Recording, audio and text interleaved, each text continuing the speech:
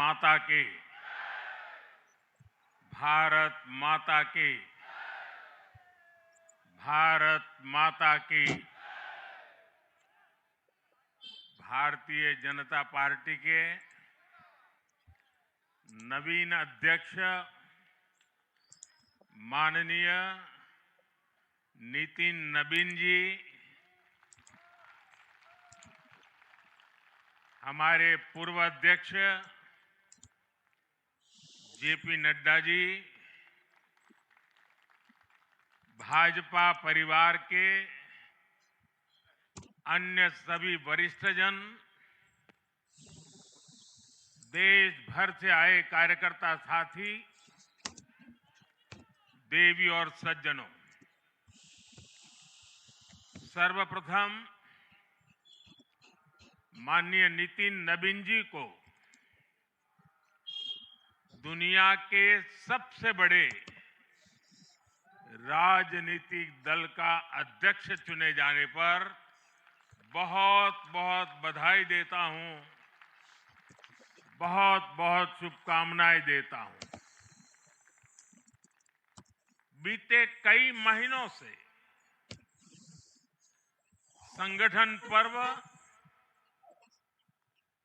यानी कि पार्टी का छोटी सी इकाई से लेकर के राष्ट्रीय अध्यक्ष चुनने की एक व्यापक प्रक्रिया 100% लोकतंत्र तरीके से भारतीय जनता पार्टी के संविधान के स्पिरिट को और उसमें बताई गई हर बात को ध्यान में रख करके लगातार चल रही थी। आज उसका विधि पूर्वक समापन हुआ है। संगठन पर्व का ये विशाल आयोजन भारतीय जनता पार्टी की लोकतांत्रिक आस्था, संगठनात्मक अनुशासन और कार्यकर्ता केंद्रित सोच का प्रतीक है। मैं देश भर के कार्यकर्ताओं का इस प्रक्रिया को सफल बनाने के लिए बहुत बहुत अभिनंदन करता हूं। साथियों, बीते 1-1.5 वर्षों में डॉक्टर श्यामा प्रसाद मुखर्जी की 125वीं जयंती का पर्व, अटल जी की 100वीं जन्म जयंती, राष्ट्रीय स्वयंसेवक संघ के 100 वर्ष, ऐसे महापर्व हम मनाते रहे हैं। ये वो प्रेरणाएं हैं जो देश के लिए जीने के हमारे संकल्प को और मजबूत करती है। हमारा नेतृत्व परंपरा से चलता है, अनुभव से समृद्ध होता है और जनसेवा, राष्ट्र सेवा के भाव से संगठन को आगे बढ़ाता है। साथियों, अटल जी, आडवाणी जी और मुरली मनोहर जोशी जी के नेतृत्व में बीजेपी ने शून्य से लेकर शिखर तक का सफर देखा है। इस सदी में वेंकैया नायडू जी और नितिन गडकरी जी सहित हमारे कई वरिष्ठ साथियों ने संगठन को विस्तार दिया। राजनाथ जी के नेतृत्व में पहली बार बीजेपी ने अपने दम पर पूर्ण बहुमत हासिल किया। फिर अमित भाई के नेतृत्व में देश के अनेक राज्यों में भाजपा की सरकारें बनी। हमको अच्छी दे देना। लगातार दूसरी बार केंद्र में बीजेपी की सरकार बनी। फिर जेपी नड्डा जी के नेतृत्व में भाजपा पंचायत से लेकर पार्लियामेंट तक और सशक्त हुई। केंद्र में लगातार तीसरी बार भाजपा एनडीए की सरकार बनी। मैं पूर्व के सभी अध्यक्षों का उनके अमूल्य योगदान के लिए देश के कोटि कोटि कार्यकर्ताओं की तरफ से और मेरी तरफ से बहुत बहुत अभिनंदन करता हूं। साथियों, आप जानते हैं आज भाजपा का जितना फोकस संगठन के विस्तार पर है, उतनी ही बड़ी प्राथमिकता कार्यकर्ता के निर्माण की भी है। भाजपा एक ऐसी पार्टी है जहां लोगों को लगता होगा कि नरेंद्र मोदी देश के प्रधानमंत्री है, तीसरी बार प्रधानमंत्री बने, 50 साल की छोटी आयु में मुख्यमंत्री बन गए, 25 साल से लगातार हेड ऑफ द गवर्नमेंट रहे हैं। ये सब अपनी जगह पे हैं, लेकिन इन सबसे भी बड़ी चीज मेरे जीवन में है, मैं भारतीय जनता पार्टी का कार्यकर्ता हूं। ये सबसे बड़ा गर्व है।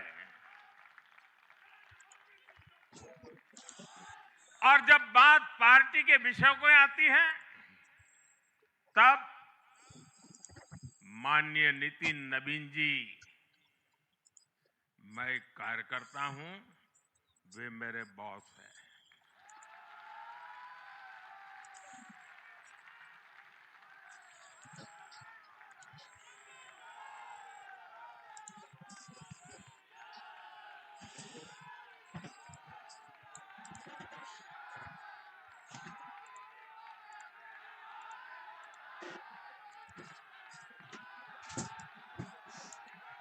अब माननीय नितिन नवीन जी हम सभी के अध्यक्ष हैं।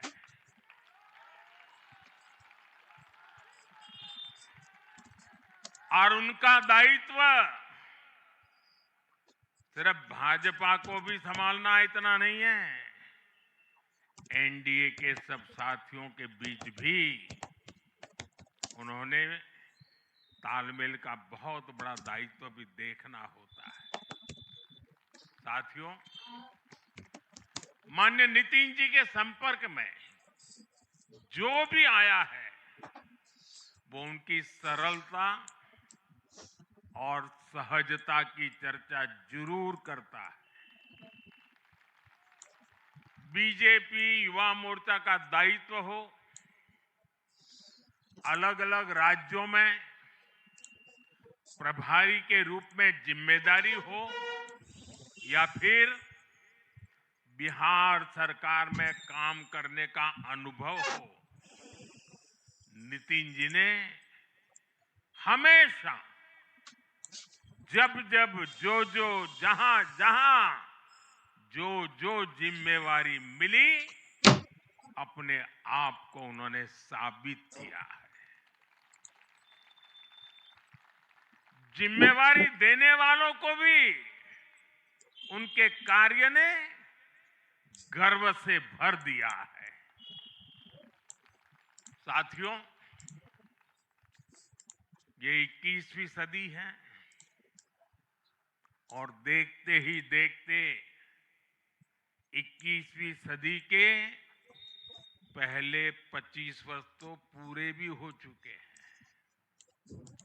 आने वाले 25 वर्ष बहुत महत्वपूर्ण है। ये वो कालखंड है जब विकसित भारत का निर्माण होना है और होना तय है।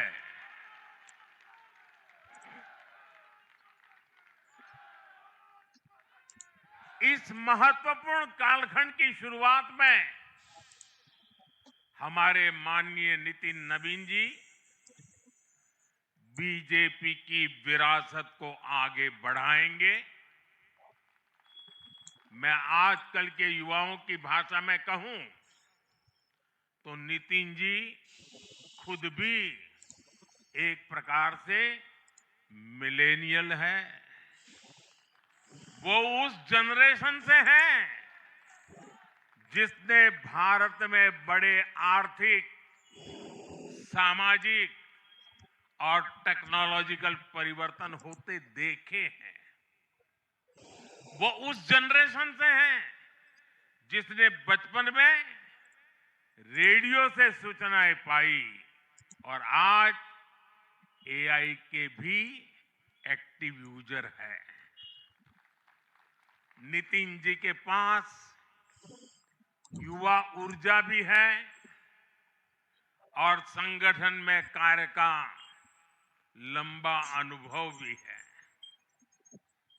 ये हमारे दल के हर कार्यकर्ता के लिए बहुत उपयोगी होगा। साथियों, इस वर्ष जनसंघ की स्थापना को 75 वर्ष हो रहे हैं और मैं आज इन 75 वर्ष लगातार लक्षावधि कार्यकर्ताओं ने, अनेक परिवारों ने, अनेक पीढ़ियों ने जो त्याग, तपस्या और बलिदान दिए हैं, मैं उनको आदरपूर्वक नमन करता हूं। जनसंघ रूपी वटवृक्ष से ही भाजपा का जन्म हुआ और भाजपा दुनिया के सबसे बड़ा राजनीतिक दल बन चुकी है। और ये सिर्फ भाजपा के कार्यकर्ताओं के लिए गौरव का विषय है इतना नहीं है। देश के राजनीतिक समीक्षकों को दुनिया को ये बात बतानी चाहिए कि भारत एक ऐसा देश है जिसकी रगों में इसकी मजबूती से लोकतंत्र चल रहा है, कि जहां दुनिया की सबसे बड़ी पॉलिटिकल पार्टी है। साथियों, बीजेपी एक संस्कार है। बीजेपी एक परिवार है। हमारे यहां मेंबरशिप से भी ज्यादा रिलेशनशिप होती है। बीजेपी एक ऐसी परंपरा है जो पद से नहीं, प्रक्रिया से चलती है। हमारे यहां पदभार एक व्यवस्था है और कार्यभार ये जीवन भर की जिम्मेदारी है। हमारे यहां अध्यक्ष बदलते हैं लेकिन आदर्श नहीं बदलते। नेतृत्व बदलता है लेकिन दिशा नहीं बदलती। साथियों, भाजपा का स्वरूप नेशनल है। भाजपा का स्पिरिट नेशनल है, क्योंकि हमारा जुड़ाव लोकल है। हमारी जड़ें जमीन के नीचे गहरी है। इसलिए भाजपा रीजनल एस्पिरेशन को प्लेटफॉर्म देती है, उन्हें नेशनल एम्बिशंस का आधार बनाती है। और इसलिए आज देश के कोने कोने के लोग भाजपा के साथ हैं, भाजपा के साथ जुड़ रहे हैं। और इतना ही नहीं, जो भी अपनी राजनीति का प्रारंभ करना चाहता है, उसको भी भाजपा का प्रवेश द्वार सबसे उत्तम, सबसे सुरक्षित लगता है।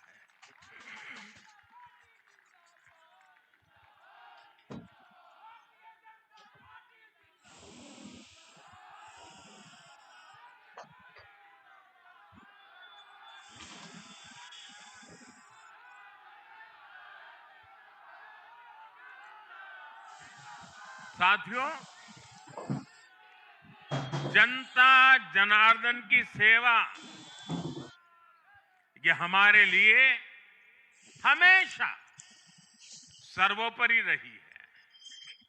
हमने सत्ता को सुख का नहीं, बल्कि सेवा का माध्यम बनाया है। इसलिए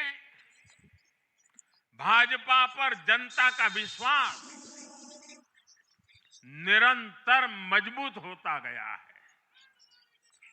अगर बीते 11 वर्षों की ही बात करें, तो भाजपा की यात्रा जन विश्वास अर्जित करने की अद्भुत यात्रा रही है।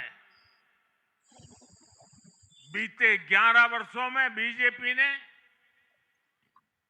हरियाणा, असम, त्रिपुरा और ओडिशा में पहली बार अपने सामर्थ्य से सरकार बनाई। पश्चिम बंगाल और तेलंगाना में भाजपा जनता की एक बड़ी आवाज बनकर उभरी है। अक्सर होता यह है कि लंबे कार्यकाल के बाद सरकारों के लिए टिके रहना मुश्किल होता है, लेकिन बीजेपी ने इस ट्रेंड को भी तोड़ दिया है। गुजरात हो, मध्य प्रदेश हो, महाराष्ट्र हो, बिहार हो, इन सभी राज्यों में कई कार्यकाल के बावजूद बीजेपी पहले से भी बड़े जनादेश के साथ सरकार में लौटी है। साथियों, बीते 1.5-2 वर्षों में तो भाजपा पर जनता का भरोसा और मजबूत हुआ है। विधानसभा हो या स्थानीय निकाय, बीजेपी की स्ट्राइक रेट अभूतपूर्व रही है। इस दौरान देश में 6 राज्यों में विधानसभा चुनाव हुए हैं। इनमें से 4 चुनाव बीजेपी एनडीए ने जीते हैं। साथियों, आज भाजपा सिर्फ संसद और विधानसभा की नहीं, बल्कि नगर पालिकाओं और नगर निगमों में भी पहली पसंद है। और इसका ताजा उदाहरण अभी हमारा महाराष्ट्र है। हाल में जो मेयर और पार्षदों के चुनाव परिणाम सामने आए, अभूतपूर्व है। बीजेपी महाराष्ट्र के स्थानीय निकायों में नंबर 1 पार्टी बनी है। कुल 29 में से 25 बड़े शहरों की जनता ने बीजेपी एनडीए को चुना है। कुल जितने पार्षद जीते हैं, उनमें से 50% बीजेपी के हैं। ऐसे ही केरला में भी आज बीजेपी के करीब 100 पार्षद हैं। केरला की राजधानी तिरुअनंतपुरम की जनता ने मेयर चुनाव में 45 साल बाद लेफ्ट से सत्ता छीनी और भाजपा पर भरोसा किया। मुझे पूरा विश्वास है कि आने वाले विधानसभा चुनावों में भी लोग केरला में बीजेपी को अवसर जरूर देंगे। साथियों, बीजेपी निरंतर जीत रही है, उसका विस्तार हो रहा है। ये निश्चित तौर पर हम सभी के लिए गर्व का विषय है, लेकिन हम ये सभी के लिए बहुत बड़े दायित्व का बोध भी है और दायित्व बोध का समय भी है। कभी भाजपा ने पार्टी विद अ डिफरेंस के रूप में अपनी यात्रा शुरू की थी। आज बीजेपी पार्टी ऑफ गवर्नेंस भी है। देश ने के आजादी के बाद शासन के अलग अलग मॉडल देखे हैं। कांग्रेस के परिवारवाद का मॉडल, लेफ्ट का मॉडल, क्षेत्रीय दलों का मॉडल, अस्थिर सरकारों का दौर, ये सब मॉडल देख चुका है।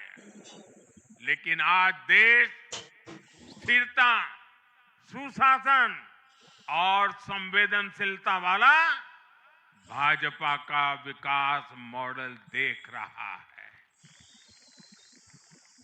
साथियों, ये भाजपा ही है जिसने सामाजिक न्याय के नारे को सच्चे स्वरूप में जमीन पर उतारा है। हमने गरीब कल्याण की योजनाओं को सरकारी फाइलों से निकालकर गरीब के घर तक पहुंचाया है। साथियों, मैं आपको कुछ उदाहरण देता हूं। आजादी के 70 वर्ष बाद सिर्फ 3 करोड़ ग्रामीण परिवारों तक ही पाइप से पानी पहुंच पाया था। माताओं बहनों की पीड़ा, पानी के लिए उनके संघर्ष की सूध लेने वाला कोई नहीं था। और मुझे याद है, मैं जब गुजरात में राजनीतिक क्षेत्र में नहीं आया था, सामाजिक जीवन में काम करता था, तो हमारे यहाँ एक धंधुका करके स्थान है, वहां मैं जाता था तो वो मुझे वहां के लोग कहते थे कि आप यहाँ रात को मत रुकिए और जब भी आपका दौरा हो तो सुबह 10 बजे के बाद आइए। नॉर्मली मेरा नेचर रहता था कि हर नए स्थान पर जाकर रात को रुकूं, कार्यकर्ताओं से मिलूं, लेकिन धंधुका वाले मना करते थे। क्यों? वो कहते पानी नहीं है, सुबह हम आपको स्नान करने के लिए पानी नहीं दे पाएंगे। वहां तो कहावत चलती थी कि बेटी को बंदूकें दो लेकिन धंधुके मत दो, यानी उसको बंदूक लगा मार दो लेकिन धंधुके में शादी मत करो। पानी नहीं था। ये दर्द मैंने देखा।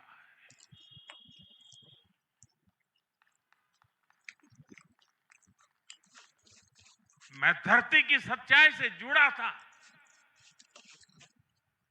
माताओं बहनों की पीड़ा अपनी आंखों के सामने देखी थी और तब हम जल जीवन मिशन लेकर आए और सिर्फ 5-6 साल में 12 करोड़ से ज्यादा परिवारों को नल से जल की सुविधा से जोड़ा।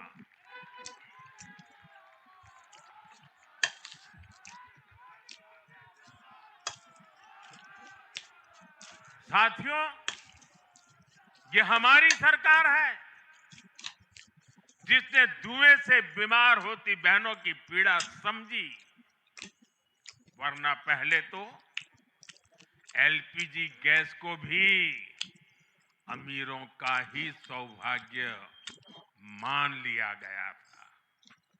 भाजपा ने पूरी संवेदनशीलता के साथ हर घर को एलपीजी गैस कनेक्शन से जोड़ने का अभियान चलाया। वर्ष 2014 तक जहां सिर्फ 14 करोड़ एलपीजी कनेक्शन थे, आज देश में 33 करोड़ से अधिक गैस कनेक्शन है। ऐसे ही गांव की बहनों को लखपति दीदी बनाने का अभियान है। ये भी इसलिए संभव हो पाया क्योंकि भाजपा बहनों बेटियों के सपनों के प्रति संवेदनशील है। साथियों, एक जमाना था हम भी सुनते थे कि फलाना परिवार वो तो लखपति परिवार है, ढीकना परिवार लखपति परिवार है, यानी लखपति होना बहुत बड़ी बात मानी जाती थी। ये मोदी है जो सपने देखता है कि मेरे गांव की गरीब मां भी लखपति दीदी बनेगी।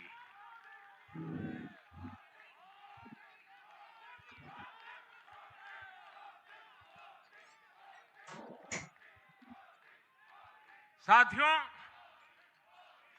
दशकों तक आदिवासी समाज को सिर्फ वोट बैंक से जोड़कर देखा गया, लेकिन संवेदनशील भाजपा ने, भाजपा के हमारे संस्कारों ने समाज के प्रति समान भाव की हमारी परंपरा के कारण भाजपा ने आदिवासियों में भी सबसे पिछड़ी जनजातियों की पीड़ा को समझा। उनके विकास के लिए पीएम जनमन योजना बनाई और पीएम जनमन योजना के लाभार्थी इतने बिखरे हुए हैं और एक दो दूर दूर जंगलों में पड़े हैं। उनसे एक म्युनिसिपैलिटी की सीट भी जीती नहीं जा सकती है। वोट के हिसाब से कोई उनकी तरफ देखेगा नहीं, लेकिन जब वोट से ऊपर उठ करके संवेदनाएं होती हैं, समाज का कल्याण हमारे संस्कार होते हैं, तो पीएम जनमन योजना जन्म लेती है। आदिवासियों में भी अति पिछड़ा संख्या में भले ही कम है, लेकिन उनके प्रति हमारी संवेदना में कोई कमी नहीं है। साथियों, हमारा नॉर्थ ईस्ट, वहां वोटर उतने नहीं है, सीट भी उतनी नहीं है, इसलिए कांग्रेस की सरकारों में उन्हें बरसों तक उपेक्षित रखा गया। लेकिन संवेदनशील भाजपा ने नॉर्थ ईस्ट को दिल से भी जोड़ा और दिल्ली से भी जोड़ा। एक और उदाहरण आकांक्षी जिलों का है। हमारे देश में 100 से अधिक जिले ऐसे थे जिनको कांग्रेस सरकारें पिछड़ा घोषित करके भूल गई थी। इन जिलों को पनिशमेंट पोस्टिंग के लिए इस्तेमाल किया जाता था, यानी जिन अधिकारियों को सजा देनी होती थी तो उन्हें वहां भेजा जाता था। हमारी भाजपा सरकार ने इन जिलों को आकांक्षी जिले घोषित किया और प्राथमिकता के आधार पर इनके विकास के लिए काम किया।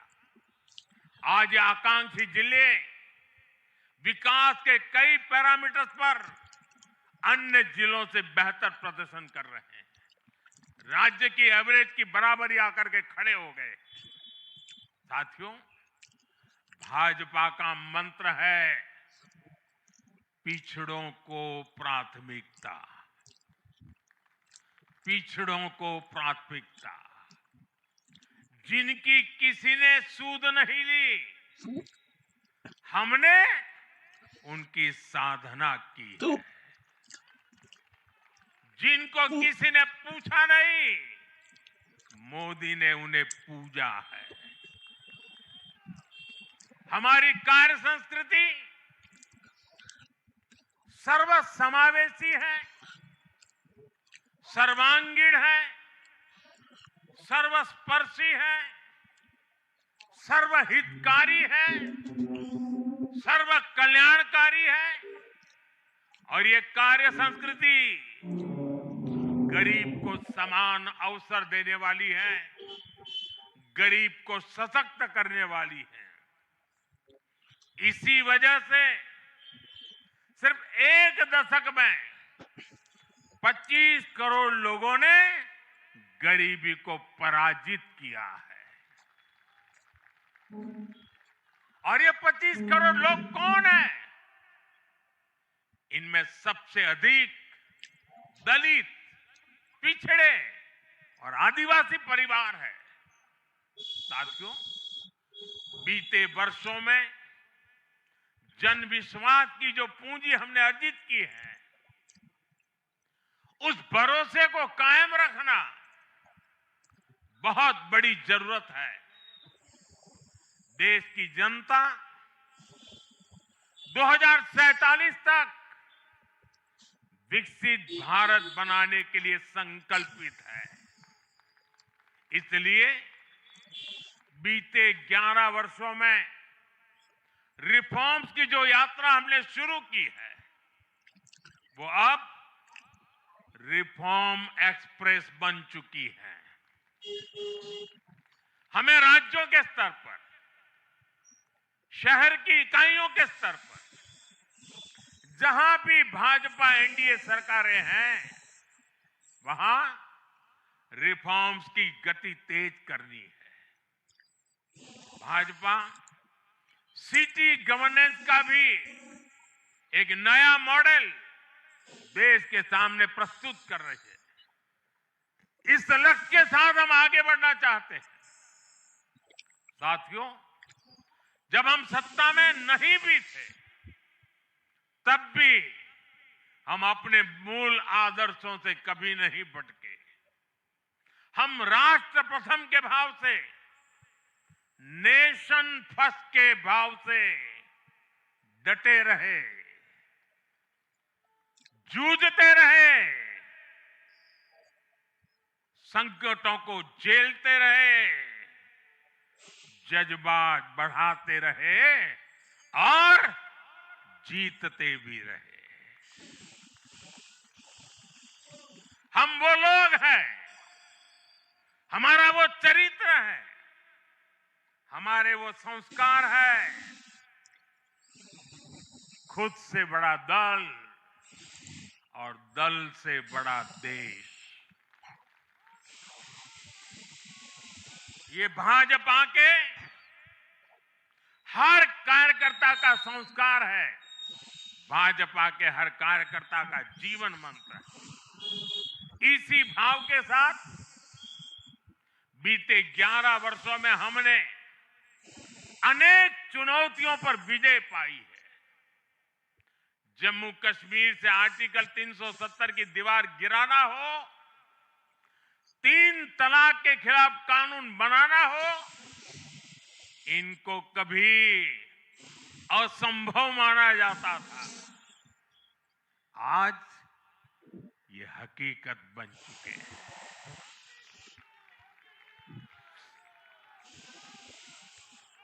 आज देश में माओवादी आतंक भी अपनी अंतिम सांसें गिन रहा है। साथियों, आगे भी हमें हर चुनौती का पूरे सामर्थ्य से सामना करना है। आज देश के सामने एक बहुत बड़ी चुनौती घुसपैठियों की है, आबादी के असंतुलन की है। दुनिया के धनवान देश, समर्थ देश, वे भी अपने देश में जो घुसपैठिए हैं उनकी जांच पड़ताल कर रहे हैं और उनको पकड़ पकड़ करके निकाल रहे हैं और दुनिया उनको पूछती नहीं है कि तुम घुसपैठियों को क्यों निकाल रहे हो। तुम तो लोकतंत्र का झंडा लेकर के घूम रहे थे, तुम तो पूरे दुनिया के नवाब बन के बैठे थे, क्यों निकाल रहे हो। दुनिया में कोई अपने देश में घुसपैठियों को स्वीकार नहीं करता। भारत भी घुसपैठियों को अपने गरीबों, हमारे नौजवानों के हक कभी भी लूटने नहीं दे सकता। घुसपैठिए देश की सुरक्षा के लिए बहुत बड़ा खतरा है। उनकी पहचान करके उन्हें वापस उनके देश भेजना बहुत आवश्यक है। इसके अलावा ऐसे राजनीतिक दल जो वोट बैंक की राजनीति में घुसपैठियों को बचा रहे हैं या उन्हें कवर दे रहे हैं, उन्हें हमें पूरी शक्ति से जनता के सामने बेनकाब करना ही होगा, उनको एक्सपोज करना ही होगा। साथियों, एक और बड़ी चुनौती अर्बन नक्सल की भी है। अर्बन नक्सल का दायरा इंटरनेशनल हो रहा है और यहां अर्बन नक्सल की बड़ी चतुराई होती है। ये यहां मीडिया वाले इतने बैठे हैं ना, अगर साल में एकाध बार भी अगर मोदी की किसी अच्छी चीज को उन्होंने ट्वीट कर दिया या टीवी पे बोल दिया या अखबार में लिख दिया तो उस पत्रकारी तो ऐसी फजेत कर देते, उसके पीछे ऐसे पड़ जाते हैं, उसको अछूत बना देते हैं, भविष्य में वो कभी बोल ना सके ऐसा कर देते हैं। ये अर्बन नक्सल की स्टाइल है। हमको भी सालों तक ऐसा अछूत बना के रख दिया पूरे देश में भाजपा को। अब देश समझ गया है अर्बन नक्सलों के कारनामे। भारत को नुकसान पहुंचाने के लिए अर्बन नक्सली लगातार